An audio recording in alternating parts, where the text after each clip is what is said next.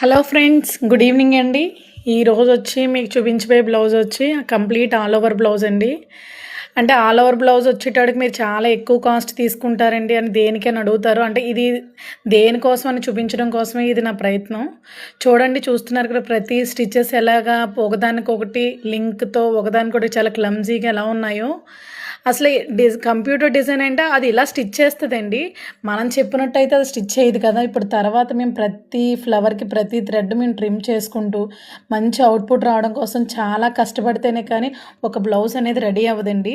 చూస్తున్నారు కదా, చూడండి ప్రతి ఫ్లవర్కి కూడా చాలా క్లమ్జీగా నీట్గా అసలు అయితే ఉండదు. దాని నెక్స్ట్ అవుట్పుట్ కోసం నెక్స్ట్ ఫోటో అయితే నేను అప్లోడ్ చేస్తున్నాను. చూడండి, ఆల్ ఓవర్ డిజైన్ అంటే మీరు చాలా ఎక్కువ తీసేసుకుంటున్నారండి అంటారు. ఒక్కసారి చూడండి, ఇప్పుడు చూస్తే ఇలా ఉంది.